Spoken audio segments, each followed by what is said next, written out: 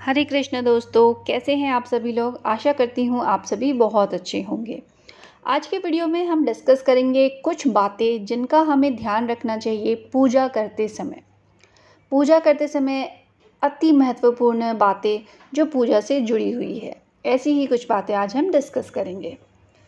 Number 1, जप करते समय जीभ या होठ को नहीं हिलाना चाहिए, मन में जाप चलना चाहिए। इसे उपांशु जाप कहते हैं। इसका फल 100 गुना फलदायक होता है।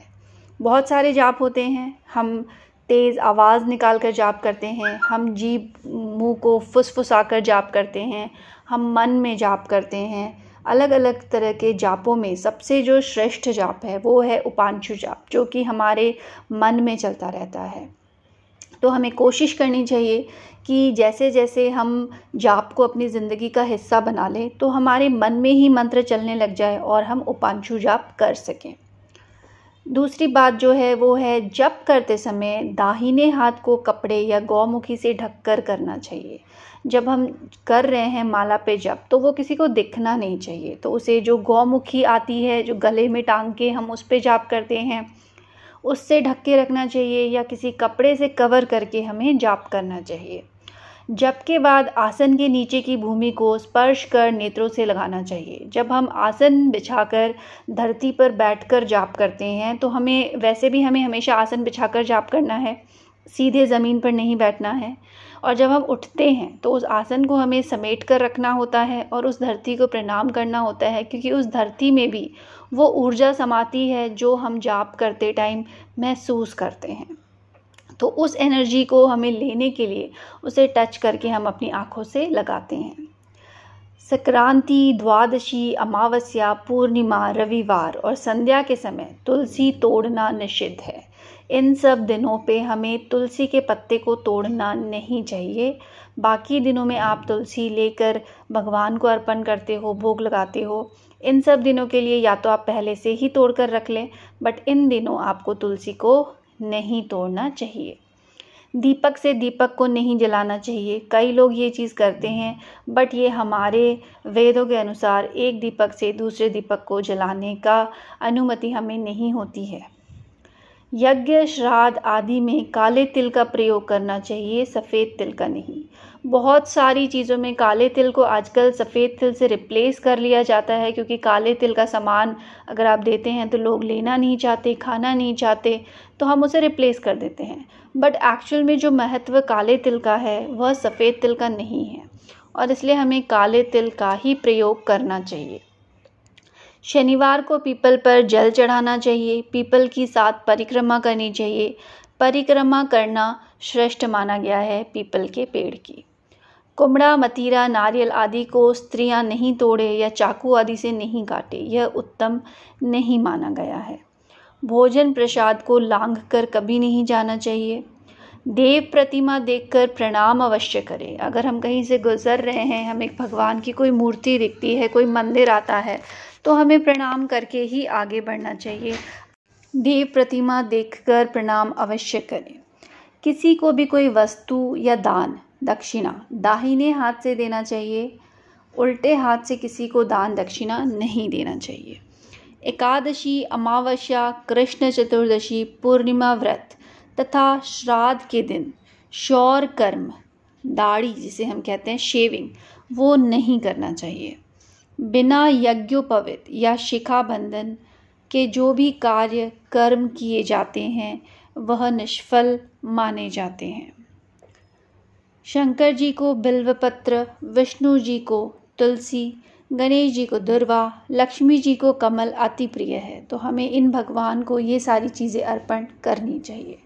शंकर जी को शिवरात्रि के सिवाय कुमकुम नहीं चढ़ती। केवल शिवरात्रि वाले दिन आप शिव जी को कुमकुम लगा सकते हैं, अदरवाइज़ हमें चंदन का प्रयोग करना श्रेष्ठ है। शिव जी को कुंद, विष्णु जी को धतूरा, देवी जी को आक तथा मदार और सूर्य भगवान को तगर के फूल नहीं चढ़ते हैं। ये सब चीज़ें इन भगवान को चढ़ाना अलाउड नहीं है। अक्षत देवताओं को 3 बार तथा पितरों को 1 बार धोकर चढ़ावे।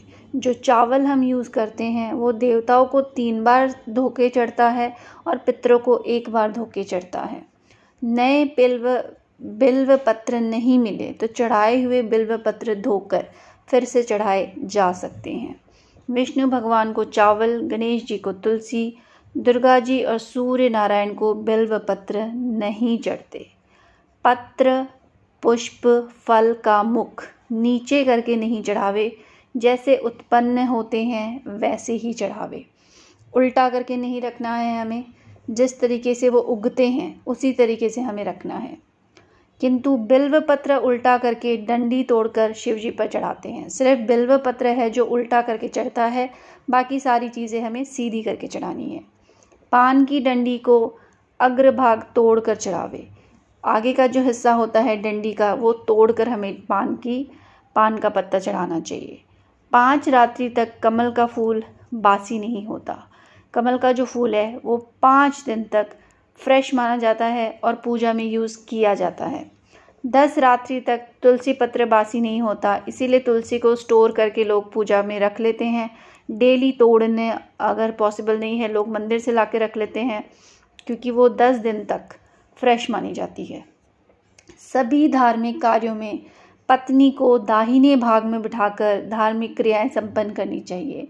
हस्बैंड वाइफ जब किसी पूजा में बैठते हैं तो वाइफ का जो स्थान होता है वो राइट हैंड साइड का होता है। पूजन करने वाले ललाट पर तिलक लगाकर ही पूजा करें। जब भी हम किसी पूजा में बैठते हैं सबसे पहले तिलक करना बहुत आवश्यक है, तभी हमें पूजा में बैठना चाहिए। पूर्वाभिमुख होकर बैठकर अपने बाईं ओर घंटा, धूप तथा दाहिनी ओर शंख, जलपात्र एवं पूजन सामग्री रखें।